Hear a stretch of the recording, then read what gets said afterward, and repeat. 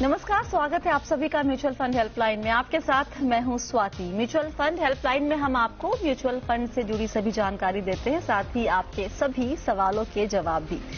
तो समय की कद्र करते हुए शुरू करते हैं आज का शो और देखते हैं कि आज के शो में खास क्या है।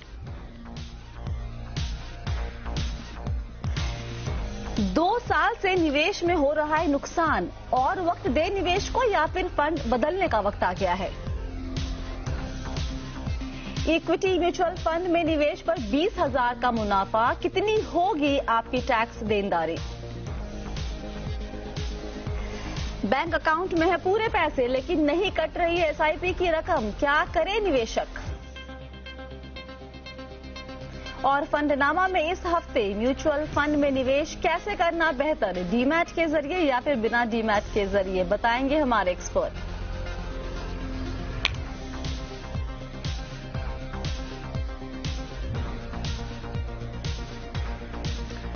और हमारे साथ शो में जुड़ गए हैं खास मेहमान मोहित गांग, को founder and CEO money fund. Mohit, बहुत बहुत स्वागत है आपका शो में। काफी लंबे वक्त के बाद स्टूडियो में हमारे साथ मेहमान जुड़े हैं। कैसा रहा नया साल by the way? Thank you Swati, बहुत अच्छा लग रहा है और आपके थ्रू आपको और आपके सभी दर्शकों को नए साल की बहुत बहुत शुभकामनाएं। पहला शो है स्टूडियो में, तो चलिए अच्छी बात है। शुरू करते हैं। हमारे साथ हमारे पहले दर्शक तिलक राम जी जुड़ रहे हैं मुरादाबाद से। तिलक राम जी नमस्ते। नमस्ते मैम। नए साल की शुभकामनाएं सर आपको। कैसे हैं आप? ठीक है मैम, आप बताइए। बहुत बढ़िया सर। क्या जानना चाहते हैं? मैम मैं ये जानना चाह रहा था कि मेरी 2 एसआईपी चल रही थी। एक तो आदित्य बिरला सन लाइफ, तो उसको वो 3 साल से चल रही थी मेरी। तो उसमें मैम मैंने उसको रिडीम कर लिया है। अच्छा। हाँ, तो उसमें 16,000 का बेनिफिट हुआ मुझे। और एक थी HDFC, तो उसमें मुझे वो 8 मंथ का वो था, तो उसमें मुझे 4,000 का बेनिफिट हुआ। तो मैं ये जानना चाह रहा हूँ कि इसमें मुझे इनकम टैक्स कितनी उस पे अमाउंट पे देना होगा। अच्छा, टैक्सेशन क्या है इक्विटी म्यूचुअल फंड में, ये आपको हम थोड़ा आसान शब्दों में समझाने की कोशिश करते हैं, ठीक है? चलिए, तो इक्विटी म्यूचुअल फंड 20,000 का मुनाफा, अच्छी बात, बधाई हो इसके लिए। टैक्स भरना पड़ेगा या फिर नहीं? जी, टैक्स बिल्कुल भरना पड़ेगा। अगर आपने गेन किया है, मुनाफा बनाया है, तो बहुत अच्छी बात है। और टैक्स के लिहाज से देखिए स्वाति, बिकॉज ये एसआईपी था, इसमें दोनों ही आएगा, शॉर्ट टर्म और लॉन्ग टर्म गेन, दोनों ही गेन्स आएंगे आपको। बिकॉज मैं ये मानता हूं कि एसआईपी की जो कुछ यूनिट्स थी वो शॉर्ट टर्म रह गई होंगी, जो इन्होंने इसी साल में लगाई होंगी और फिर उन्होंने उसे रिडीम भी कर लिया है। तो पहले उन्हें कंप्यूट करना पड़ेगा कि कितनी शॉर्ट टर्म है। जो 12 महीने से कम यूनिट्स है वो शॉर्ट टर्म हो जाएंगी एक्विटी में, और जो 12 महीने के ऊपर है वो लॉन्ग टर्म हो जाएंगी। शॉर्ट टर्म यूनिट्स पे 15% टैक्सेशन है गेन्स पर। तो जो 20,000 का इनका टोटल गेन है उसी पर इन्हें टैक्स देना पड़ेगा। पहली बात तो वो, उसमें से जितने शॉर्ट टर्म यूनिट्स पे गेन है उस पे 15% टैक्स प्लस सरचार्ज और सेस, जो भी एप्लीकेबल रेट है। और जो लॉन्ग टर्म यूनिट्स हो चुकी है उस पे 10% टैक्स लगेगा प्लस सरचार्ज एंड सेस। तो सरचार्ज के अलग अलग बैंड्स होते हैं आपके इनकम के स्लैब के हिसाब से, उसके लिहाज से इन्हें सरचार्ज देना पड़ेगा। बट 10% लॉन्ग टर्म का रेट है और 15% शॉर्ट टर्म का रेट है।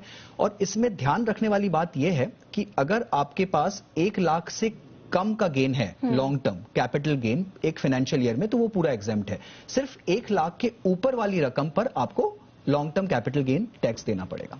और ये जो आपने कहा कि आपको पहले निकालना पड़ेगा कितना इसमें शॉर्ट टर्म है और कितना लॉन्ग टर्म, ये स्टेटमेंट क्या फंड हाउस की तरफ से मिल जाता है या फिर खुद से कैलकुलेट करना पड़ता है? जी, आपको फंड हाउस की तरफ से ना भी मिले तो कैम्स के साइट से आपको ये स्टेटमेंट मिल जाएगा, लॉन्ग टर्म और शॉर्ट टर्म कैपिटल गेन्स का। और काफी आसान भी है। जो लास्ट 12 महीने में करी गई यूनिट्स हैं वो अगर आप एक शीट पर लिखकर निकाल भी लेंगे तो इसमें ज्यादा दिक्कत वाला काम नहीं है। तिलक जी आप हैं हमारे साथ? जी जी जी जी जी, समझ में आ गया? जी मैम। चलिए ठीक है, आगे बढ़ते हैं और अगला सवाल लेते हैं। पीबी बिवालकर जी हमारे साथ जुड़ रहे हैं फोन लाइन पे। बिवालकर जी नमस्ते। नमस्ते। बताइए आप क्या जानना चाहते हैं सर? मेरा एक्सिस म्यूचुअल फंड में एसआईपी चालू था। After 3-4 instalment suddenly they inform me that this has not gone through. अच्छा। पैसे तो थे फंड में। फंड हाउस को कांटेक्ट किया तो they were fair, they said we already credited the unit presuming that bank will transfer in a day और two. So, but bank is saying that it will be directed on the next month. और वजह क्या दे रहे हैं bank किसके? अगले महीने क्यों होगा ये, इस महीने क्यों नहीं हुआ? तो इस महीने का लैप्स क्यों होगा बोल रहे हैं, for some technical reason, they are saying some okay system failure और समथिंग। सिस्टम फेलियर बोल रहे हैं, अच्छा।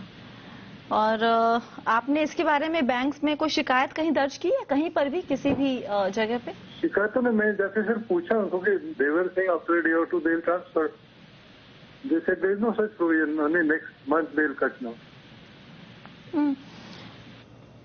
ये होता है क्या ऐसा? और ये अगर होता है, और क्योंकि हुआ है तो जाहिर सी बात है ये होता है, लेकिन मेरे सामने ऐसे केसेस बहुत कम आए हैं जहां पर बैंक बोलता है सिस्टम फेलियर था तो नहीं हुआ, अगले महीने से हो जाएगा। This is not fair. Actually काफी सरप्राइजिंग है। ऐसा मैं भी पहली बार ही सुन रहा हूं कि बैंक बोल रहा है कि वो ऑटो डेबिट नहीं कर पाए आपकी इंस्टॉलमेंट को, तो ये काफी सरप्राइजिंग है। मेरे लिहाज से देखिए, अगर फंड हाउस को पैसा नहीं मिला है तो इसमें फंड हाउस की कोई गलती नहीं है, वहां पर आई थिंक फंड हाउस इसको ज्यादा हेल्प नहीं कर पाएगा।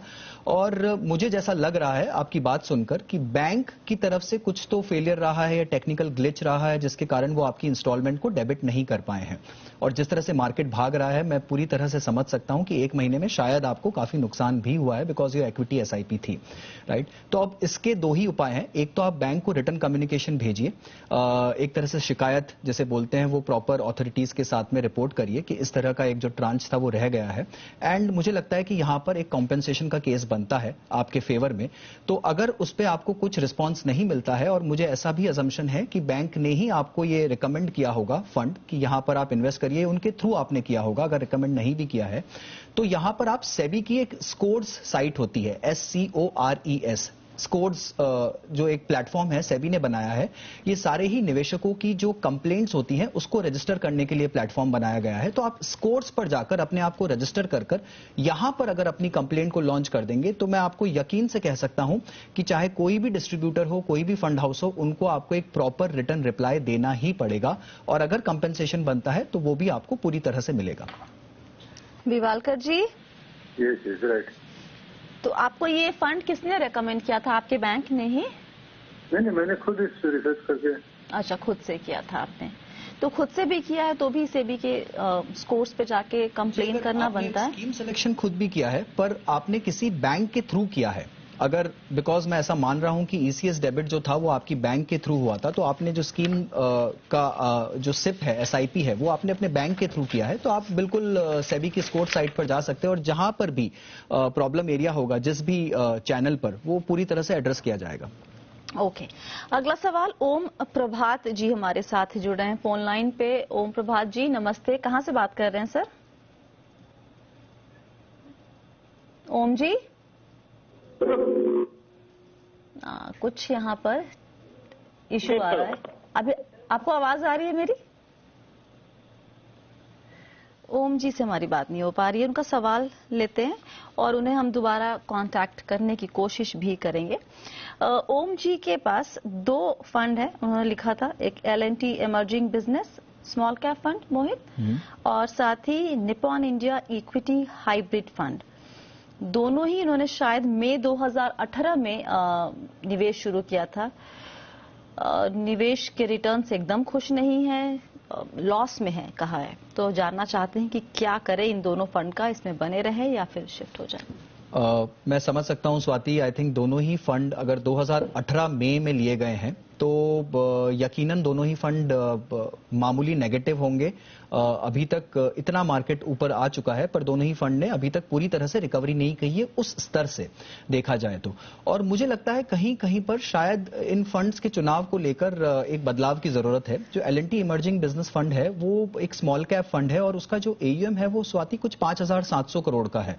तो एक काफी बड़ा स्कीम है। इसमें कुछ 90 के आसपास 89 स्टॉक्स है अगर मैं गलत नहीं हूं तो पोर्टफोलियो में।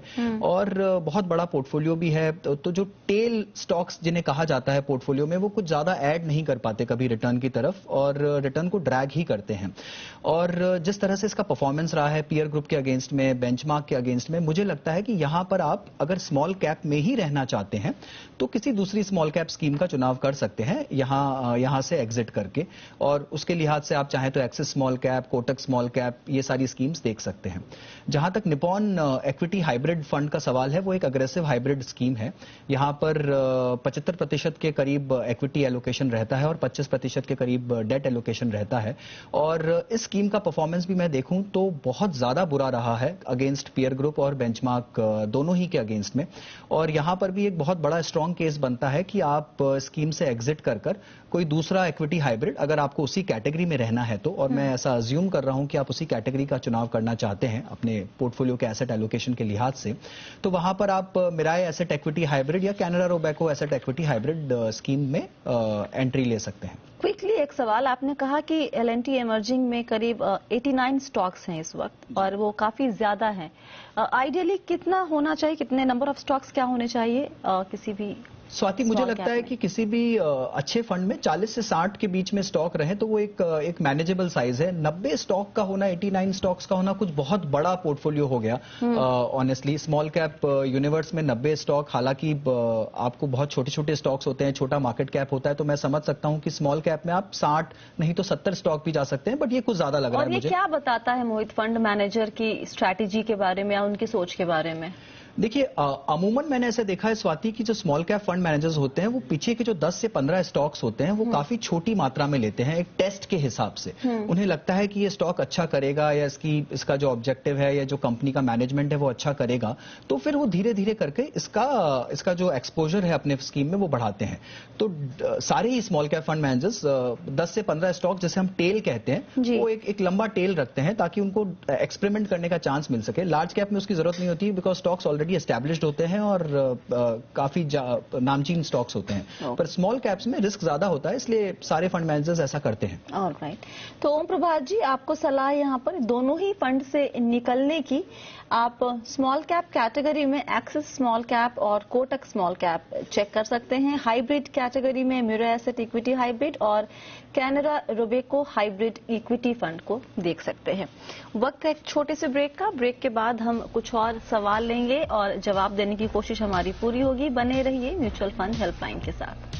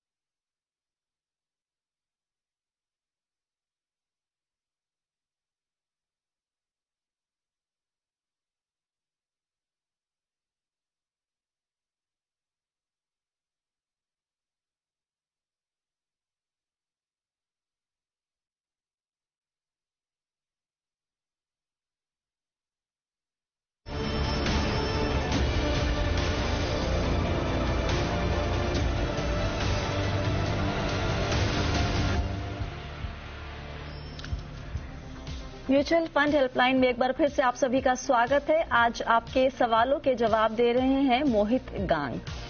अगला सवाल लेते हैं। हमारे पास कई सवाल आए हैं। एक सवाल मनोज साहू जी का, उनसे भी हम बात करने की कोशिश करेंगे। मनोज जी का सवाल बहुत ही इंटरेस्टिंग है और ये सवाल जितना सिंपल लगता है मोहित सुनने में, एक्चुअली इसका जवाब कॉम्प्लिकेटेड तो नहीं है, लेकिन इसके बड़े ऑप्शंस हैं आपको ये काम करने के। सवाल इनका ये था कि एसआईपी शुरू की है मान ली 10 साल के लिए और 5वें साल में ही बंद करनी है, तो ऑप्शन क्या है, कैसे बंद किया जाता है? ओके देखिए मनोज जी, पहली बात तो मैं ये बोलना चाहूंगा कि आप एसआईपी बंद ना करिए। जितनी लंबी अवधि तक एसआईपी रखेंगे उसका आपको जो सही बेनिफिट है वो तभी आ पाएगा जब आप एसआईपी को कंटिन्यू करिए। बट अगर आपने ऐसा सोच ही लिया है कि आपको एसआईपी बंद करना है तो उसको बंद करने के काफी तरीके होते हैं। पहला तो सबसे आसान तरीका ये होगा कि जिस डिस्ट्रीब्यूटर के थ्रू या जिस ब्रोकर के थ्रू या जिस एडवाइजर के थ्रू आपने एसआईपीज बुक करी हैं, आप उन्हीं को बोल दीजिए, वो आपका रिटर्न इंस्ट्रक्शन लेके एसआईपी बंद करवा देंगे। दूसरा तरीका यह है कि आप कैम्स के साइट पर जाकर ऑनलाइन अपने आप को रजिस्टर कर वहां से भी अपनी एसआईपी को बंद कर सकते हैं, या फिर आप कैम्स के ऑफिस में जाकर, जो भी आपका लोकल कैम्स का या जो भी आरटीए कैम्स कारवी उनके ऑफिस में जाकर वहां पर आपको एक फॉर्म मिलेगा एसआईपी क्लोजर का, आप उसको फॉर्म को फिजिकल फॉर्म को भरकर भी दे सकते हैं। सिमिलरली ऐसा ही फॉर्म आपको एएमसी के ऑफिस में जाकर भी दे सकते हैं और वहां पर भी आप अपनी एसआईपी को क्लोज कर सकते हैं। और मान लीजिए आपको इन सब में दिक्कत है तो एक और आसान तरीका है जो कि कान को उल्टे हाथ से पकड़ने वाला तरीका मैं कहूंगा, वो ये है कि आप अपने बैंक को ही बोल दीजिए कि जो आपका डेबिट इंस्ट्रक्शन है वो बंद कर दें, और जब पैसा जाना बंद हो जाएगा तो आपकी एसआईपी ऑटोमेटिकली रुक जाएगी। अच्छा, अगर मान लीजिए कि मैंने किसी ऐप के जरिए निवेश किया हुआ है, तो मैं सीधे म्यूचुअल फंड हाउस की वेबसाइट पे जाके रजिस्टर करके वहां पर जो फॉर्म्स अवेलेबल होते हैं वो भर के बंद खुद से कर सकता हूं, या फिर मुझे ऐप के थ्रू ही करना पड़ेगा? जो ऐप तो डिस्ट्रीब्यूटर हो गया, राइट? देखिए स्वाति, इसमें हर ऐप का अलग तरीका होता है जिस तरह से वो आपके सिप्स को रजिस्टर करते हैं, राइट? अगर डेबिट इंस्ट्रक्शन बंद नहीं होता है तो हो सकता है कि जिस ऐप के थ्रू आपने सिप बुक किया है वो आपका अमाउंट फिर डेबिट कर और वापस फंड हाउस को पोस्ट करे। फंड हाउस के पास आपने हालांकि सिप को बंद कर दिया है बट डेबिट इंस्ट्रक्शन आपका बंद नहीं हुआ है, तो आपको एक बार ऐप के थ्रू या ऐप के जो प्रोवाइडर्स हैं उनके थ्रू आपको एक बार अपना डेबिट इंस्ट्रक्शन भी रोकना पड़ेगा।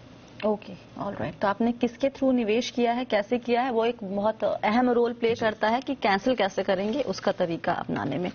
अगला सवाल राहुल शिंदे जी हमारे साथ हैं। राहुल जी, आपको आवाज आ रही है? हाँ, यस सर।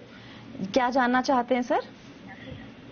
मैं जानना चाहता हूँ कि as a newcomer into this share market, तो in case of mutual funds what should be my strategy? Okay, तो स्ट्रैटेजी किसी भी के लिए जो पहली बार आ रहा है, ये उसके रिस्क एपेटाइट के ऊपर डिपेंड करेगा या उसके उम्र के ऊपर या फिर कोई और फैक्टर के ऊपर? सारे ही फैक्टर्स होती है। आई थिंक अगर आप पहली बार आ रहे हैं तो पहली बार तो आपको बहुत बहुत बधाई हो कि आपने एक सही निर्णय लिया है और आप निवेश करना चाहते हैं म्यूचुअल फंड के थ्रू। देखिए, यहाँ पर सबसे पहले किसी अच्छे प्लानर या एडवाइजर के साथ बैठकर आप अपना एक फाइनेंशियल प्लानिंग एक्सरसाइज करवा लीजिए। आपके जो गोल्स हैं, जो फाइनेंशियल लक्ष्य हैं आपके, वो किस अवधि के हैं, हो सकता है आपका रिटायरमेंट का गोल हो, चिल्ड्रन एजुकेशन का गोल हो, जैसे भी गोल्स हैं आपके, उसके हिसाब से एक एसेट एलोकेशन बनकर आएगा जिसमें आपका रिस्क प्रोफाइल को भी ध्यान दिया जाएगा और उसके लिहाज से आपको स्कीम्स का चुनाव करना होगा। तो वो तो है एक राइट तरीका, एक राइट अप्रोच, आप किस तरह से म्यूचुअल फंड्स में इन्वेस्टमेंट करना चाहते हैं। और अगर आप खुद से करना चाहते हैं, आपको अपना रिस्क एपेटाइट पता है, आपको ये पता है कि आप डेट इक्विटी एलोकेशन कैसा रखना चाहते हैं, तो आप अपने आप से किसी भी स्कीम का चुनाव कर आप चाहें तो एक इंडेक्स फंड, एक लार्ज कैप फंड और एक मल्टी कैप फंड के साथ शुरुआत कर सकते हैं और ये एक अच्छी शुरुआत होगी आपके पोर्टफोलियो को बनाने के लिए। ओके, राहुल जी, क्लैरिटी मिल गई? Yes, thank you madam, thank you sir. You welcome sir. और यहाँ पर हम सवाल जवाब का सिलसिला रोकते हैं और रुख करते हैं हमारे खास सेगमेंट फंडनामा की तरफ।